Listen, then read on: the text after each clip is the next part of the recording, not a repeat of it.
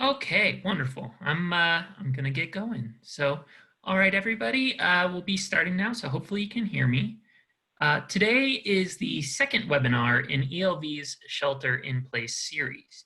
This one's entitled "The Families First Coronavirus Rights Act and Childcare Providers." If you don't know me, I haven't been recording my video. If you don't know me, my name is Michael Taylor, and on behalf of the entire Early Learning Ventures team, I want to say thank you all for spending your early afternoon here virtually with us. Although I'm unable to see pretty much all of you at the moment, I can safely share that I needed this communal activity today, so thank you. Here in a moment, we're going to be turning it over to our two legal and HR experts, Laura Hazen and Susan Klopman of H&K Law, LLC. Laura and Susan are wonderful attorneys with close ties to the childcare community, so we're quite grateful for their time with us today. And today they'll be talking with you about two provisions located within the Families First Coronavirus Rights Act. One called the Emergency Paid Sick Leave Act, or EPSL, and the other called the Emergency Family Medical Leave Expansion Act, or EFMLA. One thing I wanted to mention, as we mentioned in the original invite, is that these provisions are geared for any individual that has an employee other than themselves.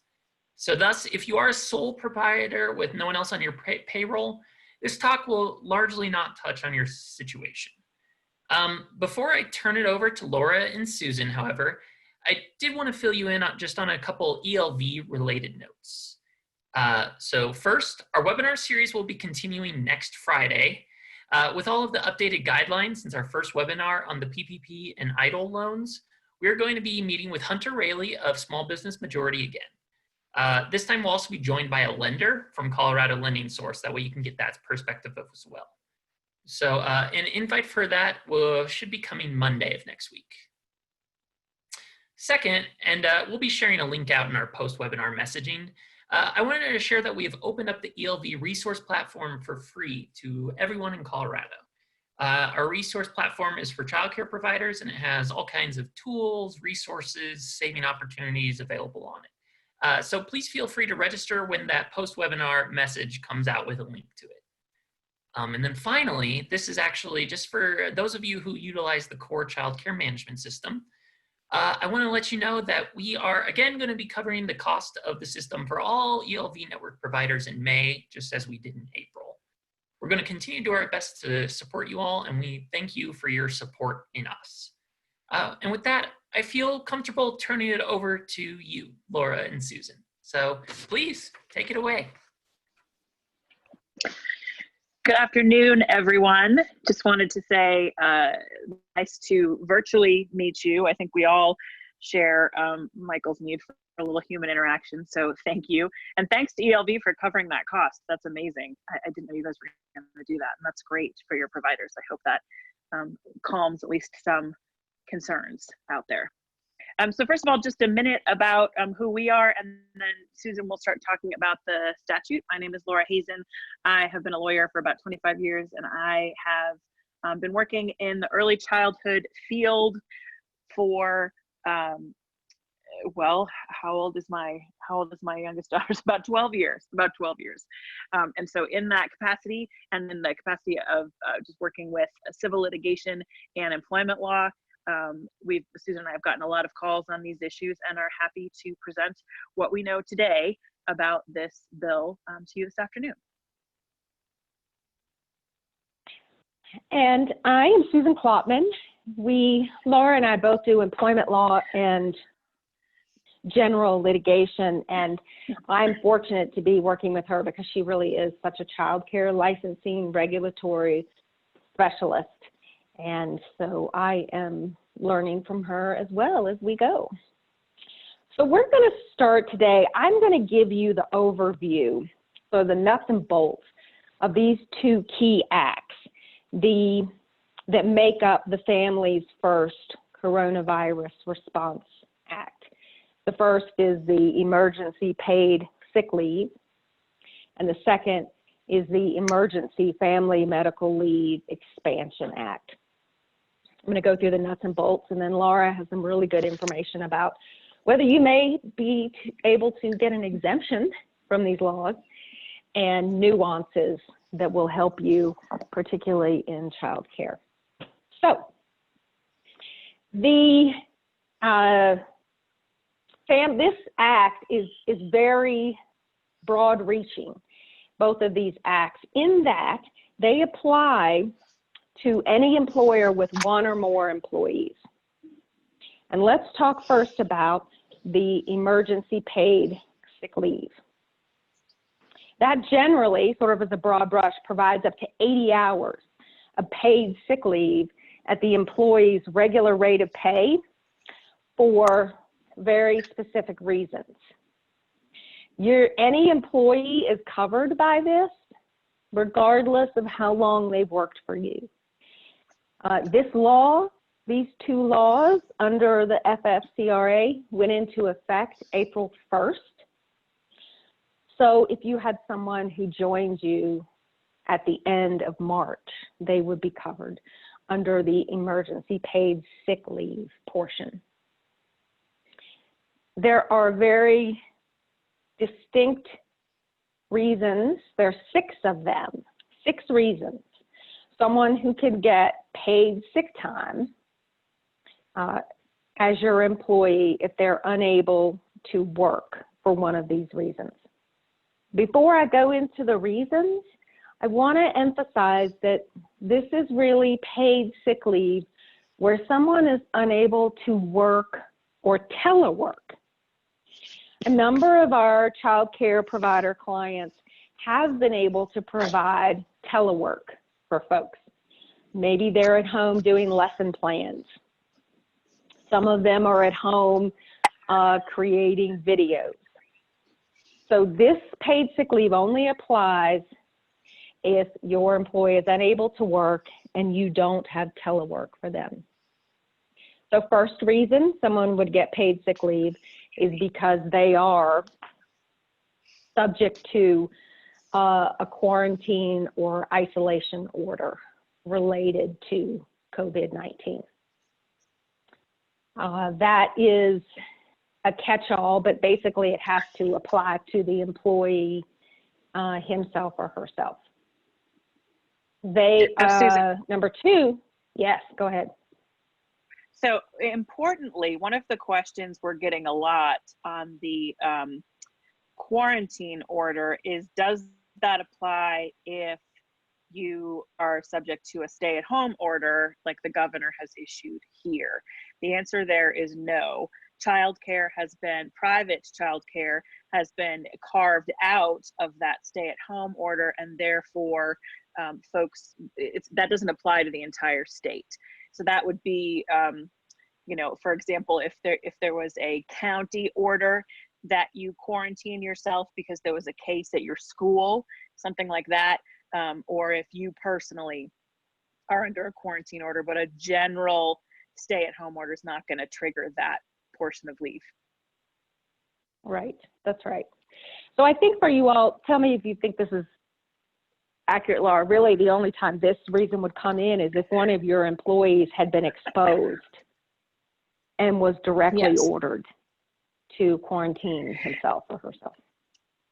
I think so. Or if, for example, Tri-County Health comes in and says, you've had 2 cases in your school and therefore you must shut down for 24 hours or for 72 hours, then I think you could say that applied because you're subject then to a county order. That might be an aggressive reading of the statute, but to me, it's got that external direction. And I think, if you've got, and I would just ask if the county does do that, if your Health and Human Services does do that, just ask for clarification on whether this is a suggestion or whether it's required. Right, it has to be required. So that was the first reason. If someone is subject to federal, state, or local, to Laura's point, Tri-County, quarantine or isolation order. Reason number 2 is your employee has been advised by a healthcare provider to self-quarantine for a reason related to COVID-19. We'll talk about the fact that you can request documentation later, but that's reason number 2. your employee has a healthcare provider recommendation to self-quarantine. Number 3, they're actually experiencing COVID-19 symptoms and they're in the process of seeking a medical diagnosis. Well, what are COVID-19 symptoms? Generally, everyone is going to go by what the CDC is showing on their website as COVID-19 symptoms. Right? Do you have a list of those, Laura? You know, they have been evolving a little bit in CDPH. Yeah, fever, cough. Fever is the big one, combined with a cough and the difficulty breathing. I know there was some discussion about adding like diarrhea or gastrointestinal distress, and then a lack of appetite, but I don't think that's officially been added yet. So we're mostly telling folks to go to the CDC to understand what are considered COVID-19 symptoms. Number 4 reason for getting paid sick leave is you are caring for an individual who has to be quarantined, right? Either because their health provider said so or because they are under a specific quarantine because of exposure or something else.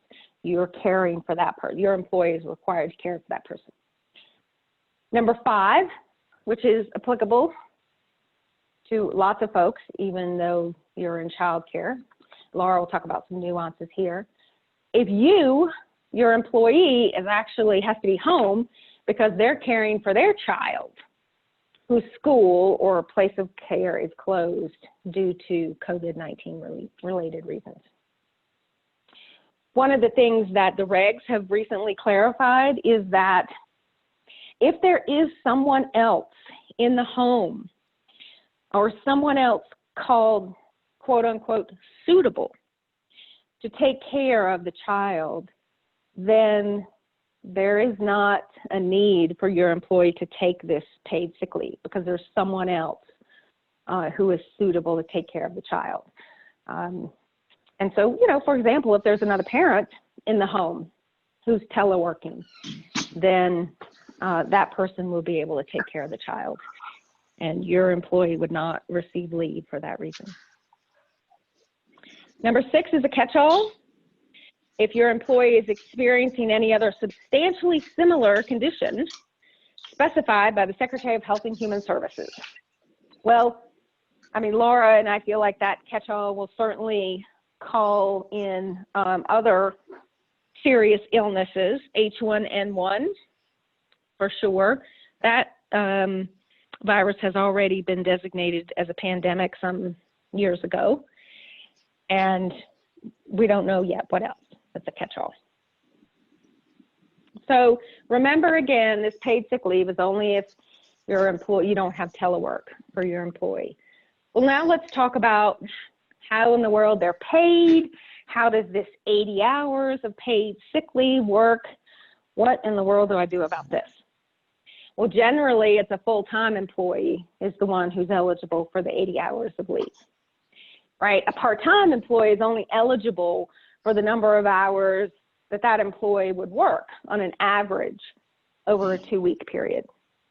So for a part-time employee, they may only be entitled to total of 40 hours of leave. So if someone is eligible for emergency paid sick leave, you do have to pay them at their regular rate. And that's a defined term that I'm sure if you have questions about, we can deal with later. But you have to pay them at their regular rate of pay or the applicable minimum wage, whichever is higher. We're going to assume you're paying at or above minimum wage. And if they're taking leave for a reason that's really related to them, like they're subject to a quarantine order, their health care provider has said they need to self-quarantine, or they're experiencing symptoms themselves and trying to get a diagnosis, then they're essentially paid their full pay for up to those 80 hours.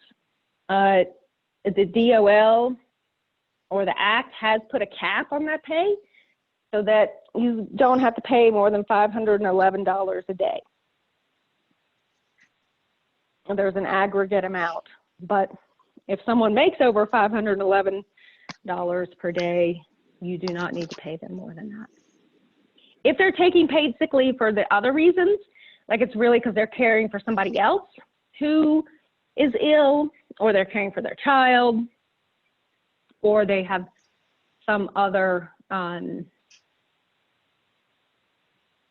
issue, then they're the catch-all, H1N1, something like that. You only have to pay them 2/3 their regular rate of pay. So again, that's a calculation, but there's a cap. You don't have to pay them more than $200 a day if they're taking leave for the bottom 3 reasons, basically taking care of somebody else, or they have some other illness going on. Now, we're going to jump quickly into the place where the emergency paid sick leave overlaps with the second act, the Emergency Family Medical Leave Expansion Act. Again, this act, EFMLA, applies if you just have 1 or more employees. And again, Laura will talk about the possible exemptions at the end. So if you have 1 or more employees, they may be entitled to up to 12 weeks of EFMLA leave, but they only get it for 1 reason. And that 1 reason is because they are caring for their child whose school or place of care is closed. And again, there are different definitions that apply to this. So for example, it's the same scenario where there can't be somebody else in the house who can care for the child. If there is, they're not eligible for either the paid sick leave or the EFMLA. So it really needs to be essentially a single parent who doesn't have other resources a lot of times what it comes down to. The DOL has said child is anyone under 18, theoretically, and also someone who's over 18 who is unable to care for themselves or has a disability that requires direct care. And in that case, they could be entitled to up to 12 weeks of leave. Well, the first 2 weeks of that leave are technically unpaid. But as you see, they could get paid sick leave for that same reason.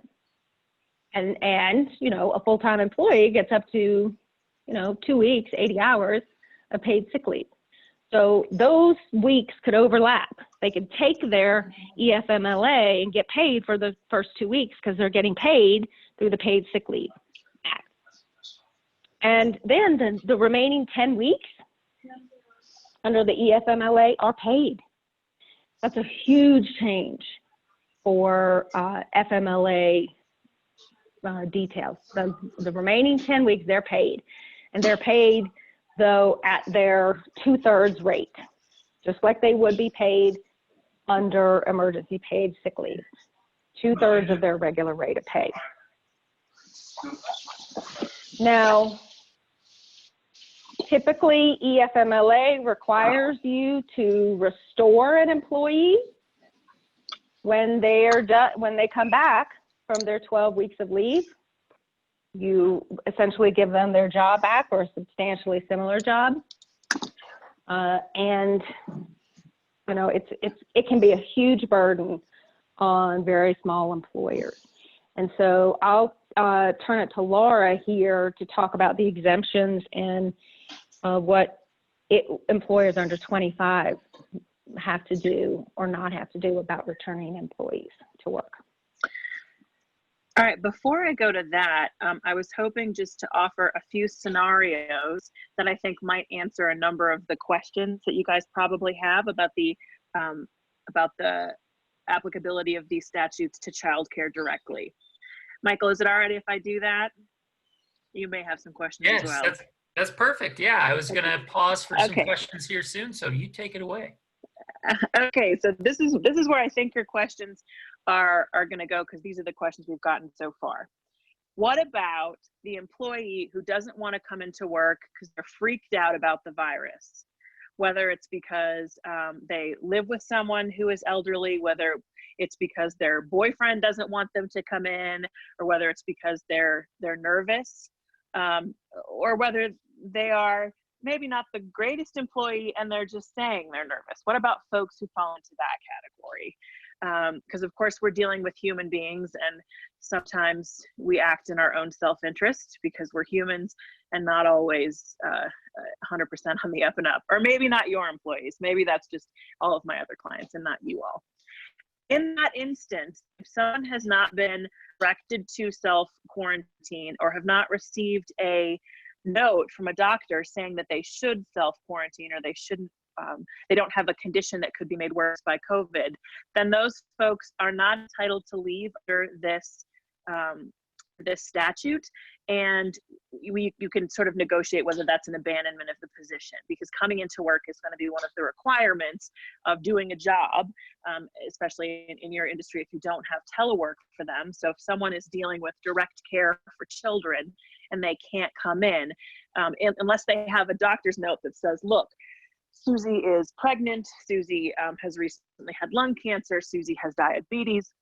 and therefore shouldn't work in an environment where she could be exposed to COVID, those folks are not entitled to leave. And you can either voluntarily place them on some sort of unpaid leave, or terminate them, or take any of a number of steps, but they're not entitled to this leave.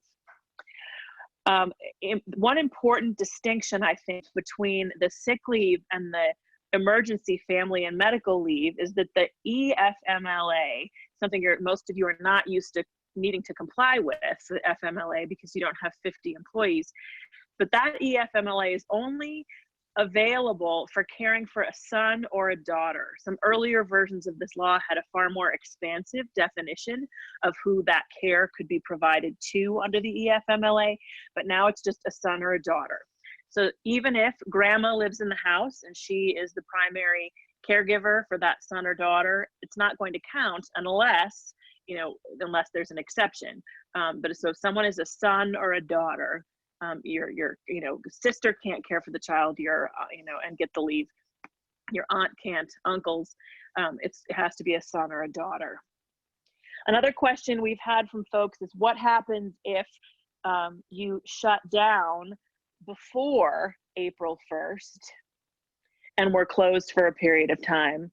Do you have to offer this leave? No. If there is no work to offer someone, then they're not entitled to the leave, because they're not having any sort of replacement of wages, because they wouldn't be entitled to those wages anyway.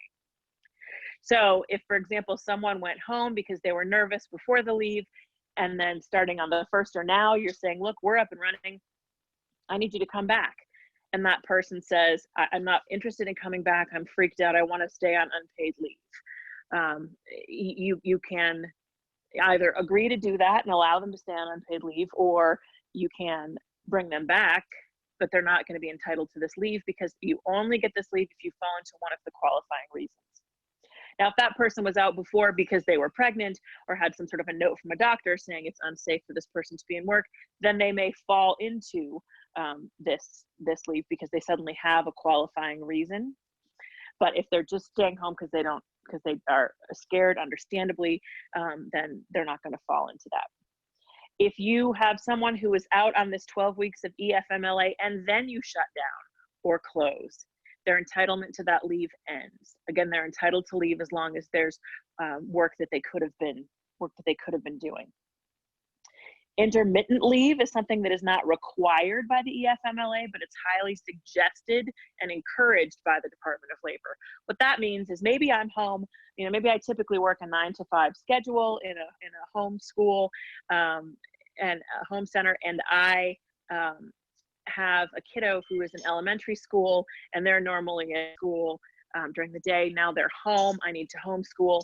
Maybe, maybe there's another adult in my house. So maybe I sit with my first grader in the morning and my partner sits with my first grader in the afternoon. So I can work, but I can't work until noon.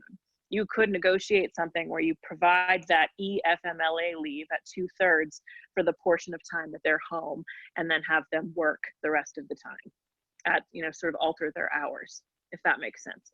Similarly, if you would like to pay your employees more, you say, look, I really need these people to come back. They're valuable. The parents love them. If they're entitled to the 2/3 leave, you could decide voluntarily to pay more if you wanted to. You just can't get the tax write-off, which we can talk about in a minute. Also, with respect to the sick leave, you get that 80 hours once. You get the 80 hours and then it's done. You don't get 80 hours per incident. So if I have COVID symptoms in March and or in April, and I'm entitled to the 80 hours leave, and then later I'm caring for someone who has COVID symptoms, I don't get a second set of those 80 hours. It's just the one time. Now, the way that this leave works as far as getting paid back, you are entitled to reduce your payroll taxes by the amount of leave that you pay. And this is something you'll need to work out with your payroll provider. But if you have 3 people on staff and one of them is on leave, when you go to pay those 3 folks on the 1st, and then you go to pay your payroll taxes on the 3rd or whatever it is, you can reduce the payroll taxes that you're paying by the amount you're paid out in leave. So that's something to discuss with your accountant, but it's sort of like a tax write-off that they're giving you now, rather than saying you get to write off this benefit at the end of the year, in 12 or 18 months, whenever you pay your taxes, they're saying you do it now. And so now I think those are sort of the things that I wanted to sort of cover just as far as those 2 leaves. Susan, I was going to go on to the exemptions unless there's something else that you want to say, or if Michael, you have additional questions at this point. Yeah, well, thank you for answering so many of those. Yeah, that actually covers quite a few of the areas that people have been curious about in the chat. Let's see, some of the ones that we got that haven't really been touched on yet. One of them concerns, especially in this childcare industry, there are many faith-based centers that are attached to, Oh, sure. or to a nonprofit. So could you sort of explain how that works if they're tucked Sure. into another organization? Sure. So if you're under a religious or nonprofit umbrella, you are still considered an employer for the purposes of this statute. Where some of that confusion comes in is in, unemployment. Religious organizations can opt out of the unemployment system. Title VII, federal statute that prohibits discrimination in employment, does not apply to religious organizations. That's what allows churches to decide that they don't want to, fund birth control or things like that.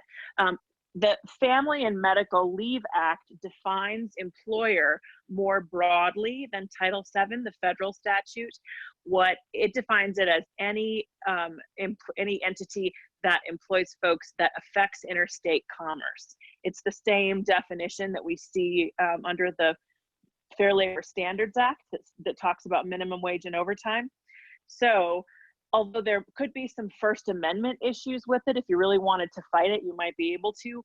In general, it's fairly well established that when it comes to something like this, unless there's a specific, somehow religious exemption or something, I don't know what, or religious objection, if you're saying to provide this leave would somehow violate our faith in some way, like the birth control with some churches, it's going to apply to you. There is only one, that's not in this particular regulation. They don't specifically say religious organizations, but they're using the definition from the Family and Medical Leave Act, which does include religious organizations. It's just not a statute that you would have thought of, probably because most home providers don't have 50 or more employees, because that'd be a real big darn house. Thank you for that, Laura. No problem. And then there's one other good question that came in. Is there any liability to childcare programs that are still open and have a staff member fall ill with COVID other than the sick leave FFCRA?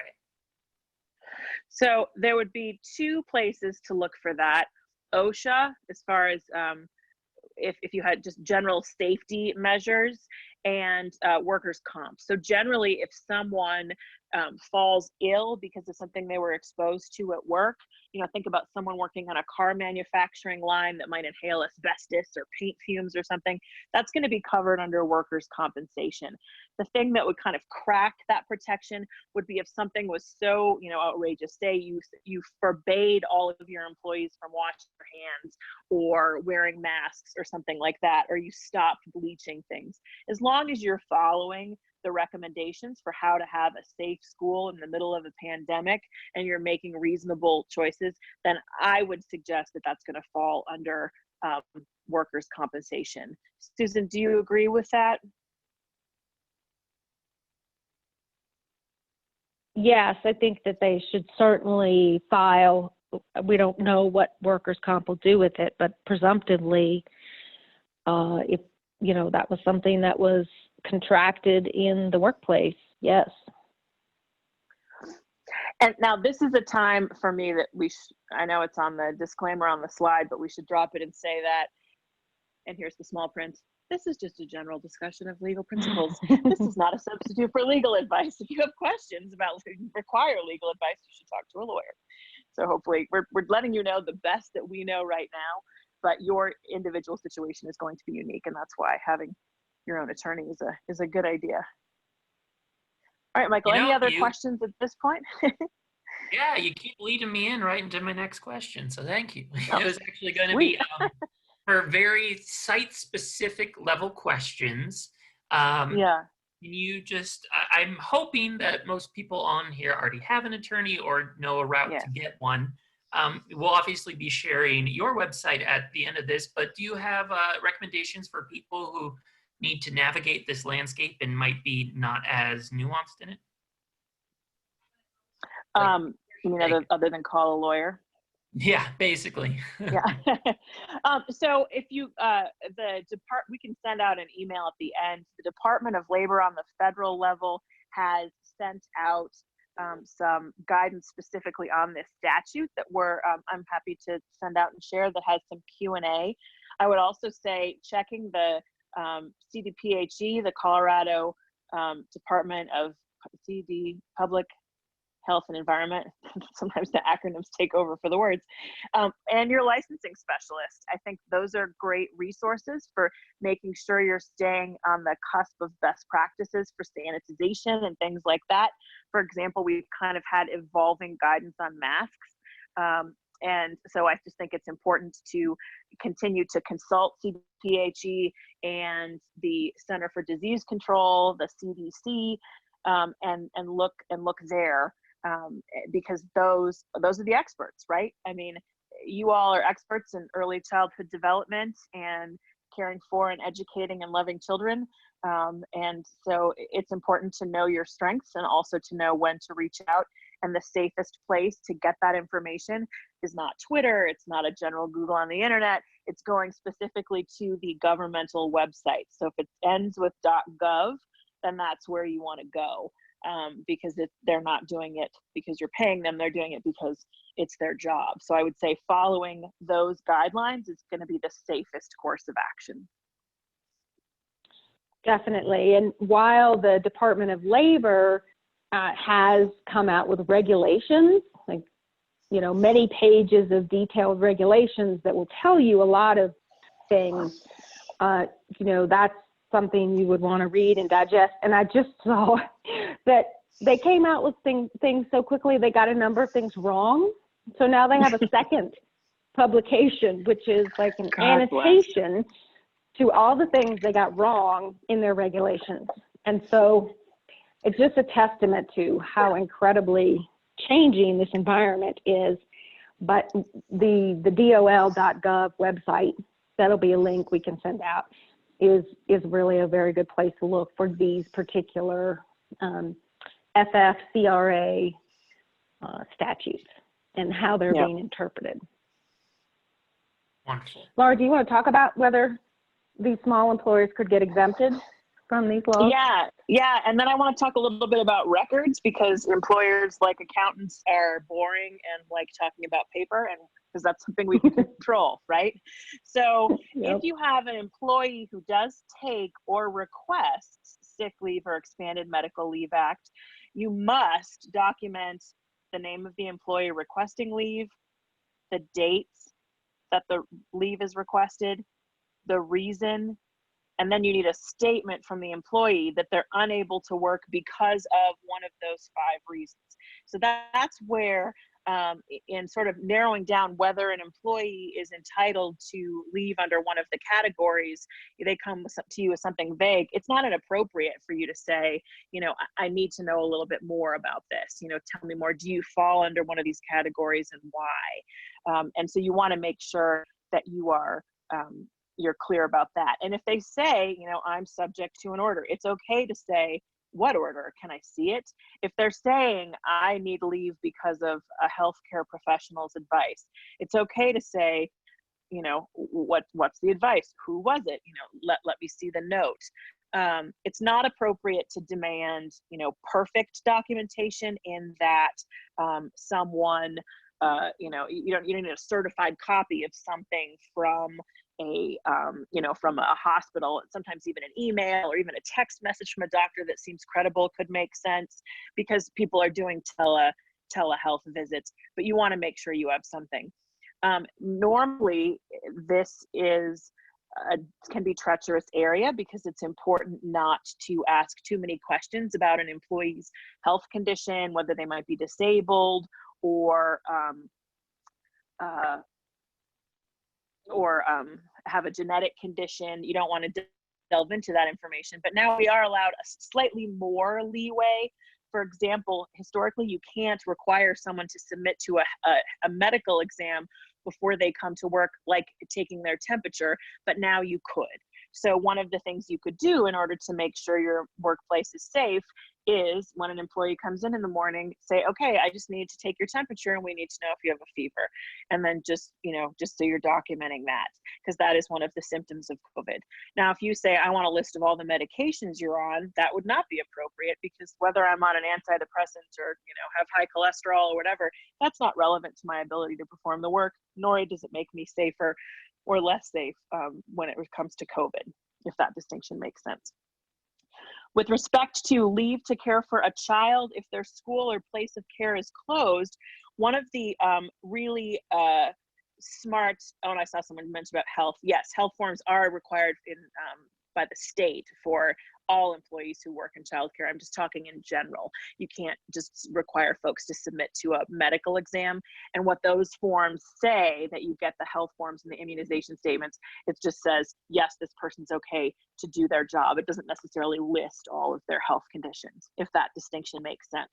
So if I apply for a job, I have something that's from a doctor that says I'm safe to provide care, but it doesn't provide information about whether I have a history of cancer or whether my father had cancer, that kind of more detailed health information. So if an employee requests leave to care for his or her child where it's closed, you can also ask for, the name of the child, the place that's closed, and a statement from the employee that no other suitable person is available to care for the child. That piggybacks on what Susan was saying about another suitable person. If there's someone at home who could easily care for the child, then you don't need that paid leave. And so I think that's also important. Some of our schools have said, look, what if we have an employee whose child typically goes to ABC elementary school, but we have room for a school-aged child in our care? Can we just take their child in with us and say, okay, now you have a childcare solution, please come to work? These regulations are written by a whole bunch of people who, if I am borderline rude to suggest, aren't primarily responsible for caring for their own children. Didn't think about that.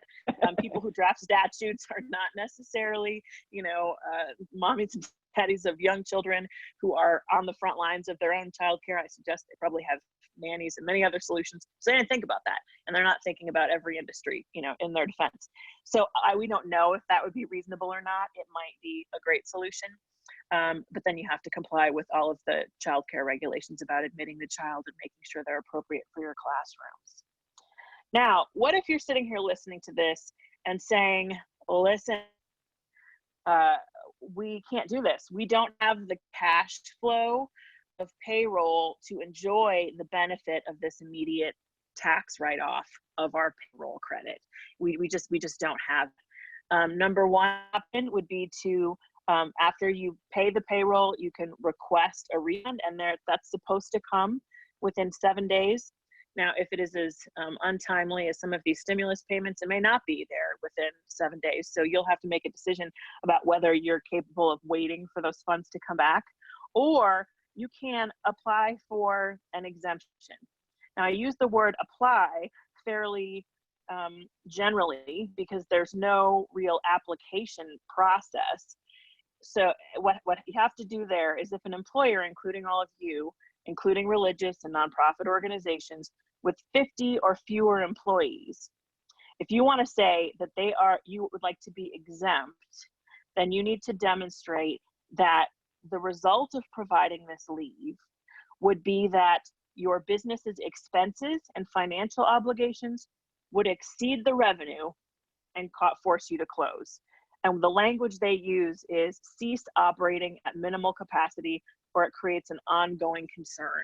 My understanding is ongoing concern is an accounting term. Lawyers don't do math. I don't know. I'm not an accountant, but it seems to make sense.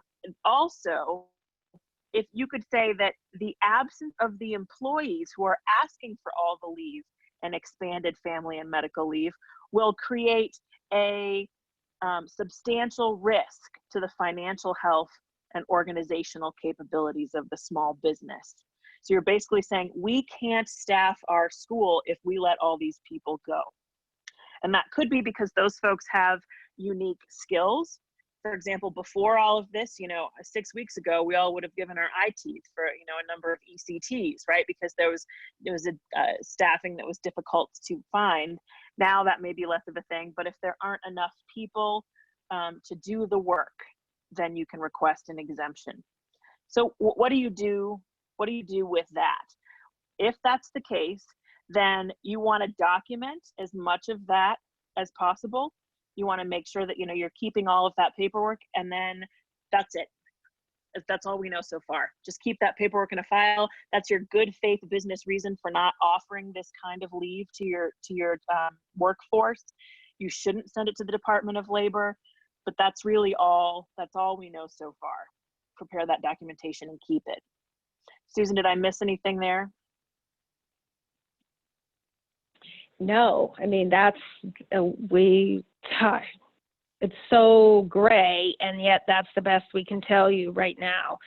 If you really do not believe you can provide either of these leaves for those reasons laid out, then it'll be a risk, but that's the type of documentation to try to put together. Yeah. The other thing to think about is, and this is another sort of bending of the rules, that this may be an aggressive employer sort of view of this, but typically you as an employer are not allowed to make requests of your employees or make adverse employment decisions based upon lawful off-duty conduct. Those were the statutes that were, the smokers' rights statutes. So if someone smokes tobacco at home, you can't say, look, I'm not going to hire you because you smoke tobacco, and that's going to, jack up my insurance rates or whatever. That's not okay because smoking tobacco is legal. We saw an increased interest in this statute when marijuana became legal on the state level. It's still illegal to be high at work. It's still illegal to on the federal level. So you can decide how you want to sort of manage that in your own school. I raise this because I do think it's appropriate in this time, in an attempt to be safe, to tell families and to tell employees, a little bit about what your expectations are when they're off duty. Saying, look, when you're not at work, we do expect you to use your best efforts to comply with the governor's mandate of the stay-at-home order.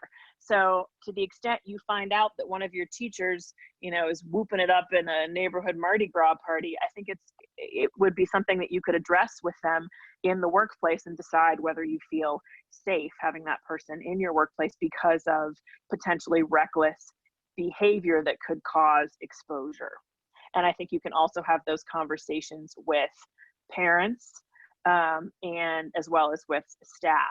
And, asking parents to take temperatures as they walk in, take their temperatures, have kiddos take temperatures when they walk in just to see if anyone's running a fever. I think that's appropriate because you want to know if someone in the home is positive, if a kiddo is coming into your school, and then check whatever the then current guidance is with respect to the CDC.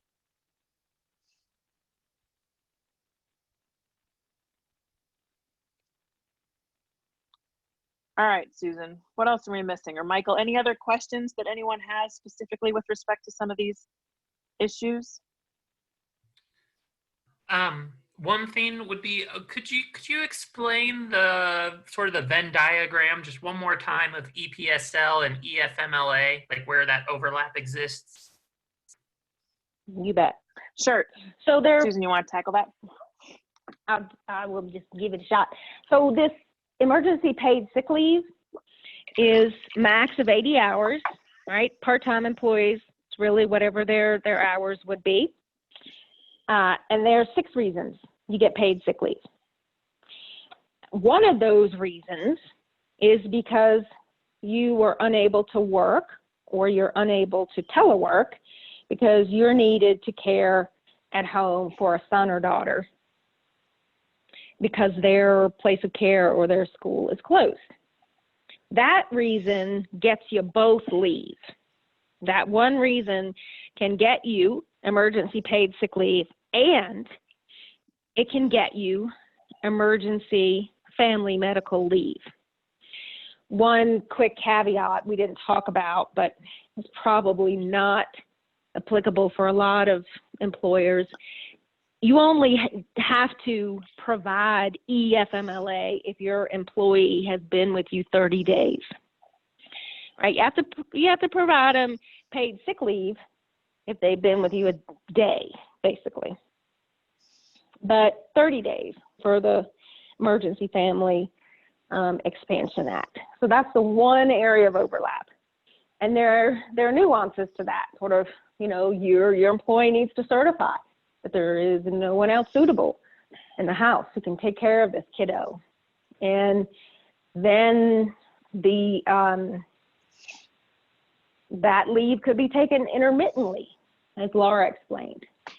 And so maybe if it's taken intermittently, only a couple days a week, that could last technically longer than 12 weeks. You have to agree, as the employer, you have to agree that intermittent leave is okay and is going to work. The other place of overlap is they can take their 2 weeks of paid sick leave, and then they can roll into the final 10 weeks of the emergency family medical leave, which is paid. Both are paid at the 2/3 regular rate. So theoretically, they can have 12 weeks of pay.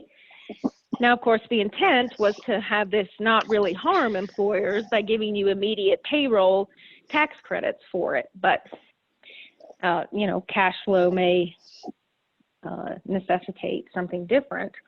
But that's the intention behind it. Anything else, Michael, you think on that? Yeah, no, overlap? That answers my question on the overlap. I do want to invite everybody to share any questions they may still have or regarding to this topic or in general. For instance, actually, we've gotten a couple questions regarding tying it back to the liability again for the centers.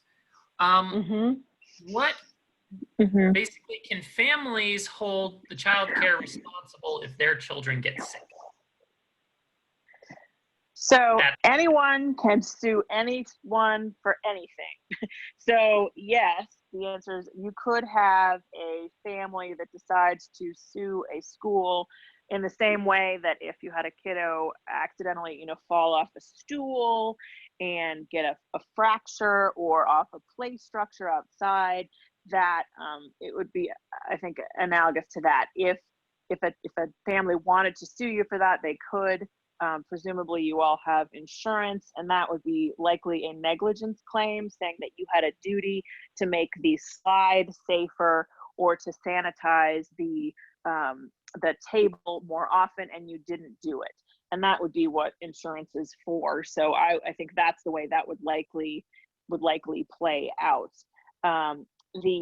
What your insurance will not cover you for are intentional torts. If you knew or should have known that there was a whole bunch of knives on the playground and you didn't do anything about it, then insurance isn't going to cover that.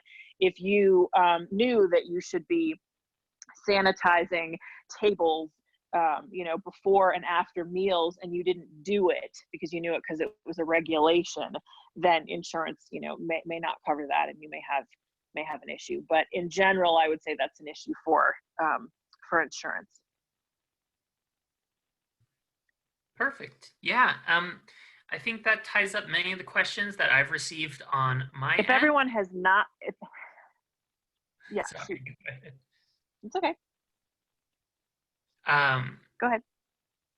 Do you recommend that childcare programs serving children have families and staff sign something that they'll adhere to best practices and will not be held liable? Families and staff. So I don't know that would be enforceable, really, because you can't release. So, all right. So here's the question, as I understand it, is should we have people sign a statement that says, look, we as the child care provider are doing the best we can, we're adhering to best practices, and therefore you acknowledge that that's a known risk when you come here, and therefore you can't sue us if something happens, sort of along those lines. So if that is what you are asking about, there is a statute in Colorado that says that parents can prospectively, meaning before, waive the right to sue someone because they're allowing their child to participate in something. Those are all the waivers you sign at, Chuck E. Cheese and trampolines and all those things. So what that would look like is sort of like a field trip waiver. You would identify that, one of the known risks of going to a group care facility right now is that you are going to be around other people. We know that COVID is a known thing, and you could be exposing yourself to it because you're within 10 feet or 6 feet of other human beings, right? So you could have someone sign something like that.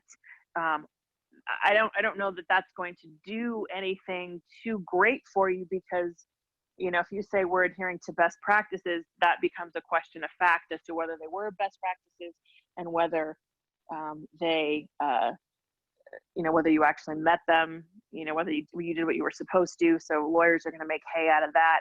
But I do think, continuing to update parents and saying, look, we are doing what we reasonably can. Don't say we are guaranteeing you that there's nary a germ in this school, because you can't do that. And don't say we always are doing the best, because you're a human being and sometimes you're going to do the best you can in that moment, but it's probably not the best according to, Dr. Fauci. So, saying, look, we just need you to understand that in the same way where you have the notice in your handbook that says we accept children who are not immunized, you could, post something or send a notice out to parents and staff that say, look, you need to know that we may have people who you will come into contact with who are positive and don't know it, or who are positive and have lied about it. And there's really nothing we can do to stop that. So we are doing what we can to be safe, but that's what we're doing. Does that sound helpful? Just that kind of a notice? Because I would analogize it to the immunized children. Yeah, that really helps. there does feel that there is, some fear happening just in the chat in regards to whether childcare providers can be sued if a child catches COVID. So I was hoping you could just, reiterate the whole point about, everybody can be sued for everything. That doesn't mean this needs to be a big fear. Like, if you could just explain that out a little bit more.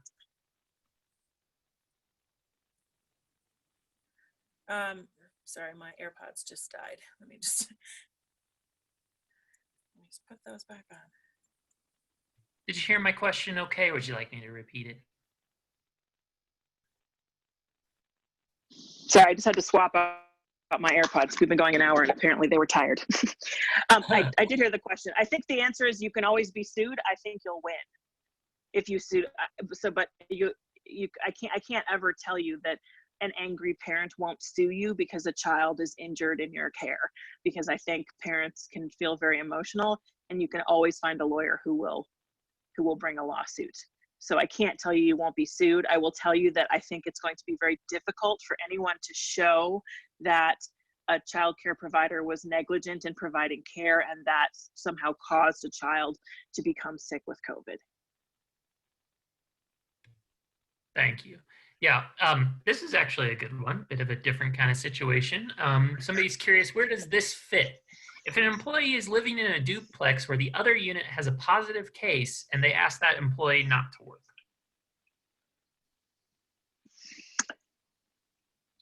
I remember some guidance. I think I missed something about the hypo though. The duplex, the neighbor is positive. The employee who's in the other side of the duplex has been asked not to work. They have a shared furnace. Yes. They have a shared furnace. And wondering who's asking the employee not to work? Because if it's a healthcare provider, who's basically said to the employee, you need to quarantine as well because of potential exposure, then I think that could be covered under the Emergency Paid Sick Leave Act. So it sounds like think, the Laura? important part is who is saying it, because what if it was just the employer, as it is in this case, that said don't come into work? Yeah, so you can say that. I do think that if the employee is able to provide, which they may go get, then you would be required, I think, to pay them under the Emergency Paid Sick Leave. You cut out there, Susan, for a minute. If they go get a note from the doctor. Right. Yeah, if the employee does not, so if you say, Sally, you need to stay home because I found out that someone who shares your furnace is sick.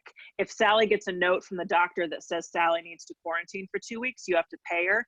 Otherwise, that's effectively you firing Sally, and she's going to get unemployment. And then the question would be, is there some other factor in her life or in her experience with you that that would entitle her to some sort of discrimination claim? If she's also pregnant, if she's also disabled, if she's the only African American employee you have, then she may have a claim.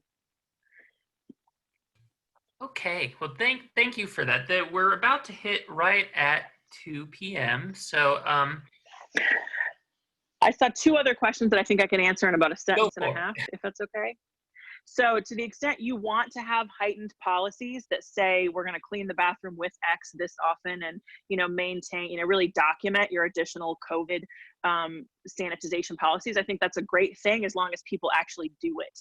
The concern is you may have a perfect policy and then employees are lax or they forget, and that could create more liability than not having those policies. So you want to make sure that anything you do is actually followed.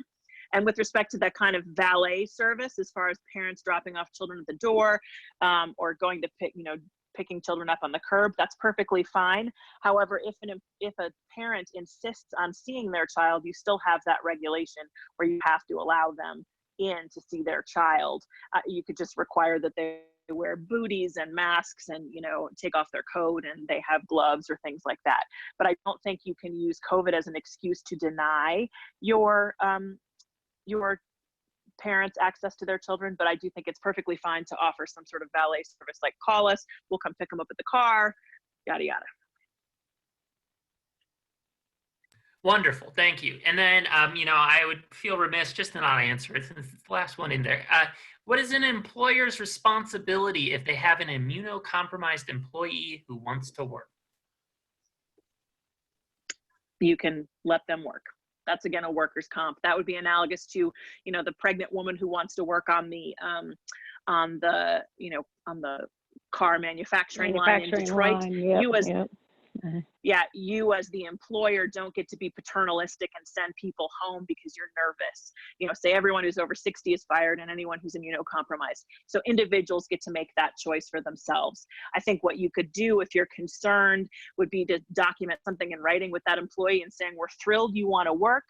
You have shared with us that you are immunocompromised, and so you should know we're doing what we can, but we cannot guarantee that you will not be exposed to COVID, in that you actually could very easily be exposed to COVID, and so you're doing this knowingly, even just an informal email. Wonderful. All right. Well, thank you so much for your time, Laura and Susan. I know we've just gone just past 2, so I feel comfortable just stopping the conversation there. To all the attendees, we will be mailing out a copy of this recording in case you want to listen to any specific parts again. We'll also be sharing, Laura and Susan's website, and then a link to our resource platform. So thank you so much for your attendance, and I'm going to wrap up this meeting. So thank you all. Thank you. Thanks, everyone. Be well. Wash your hands.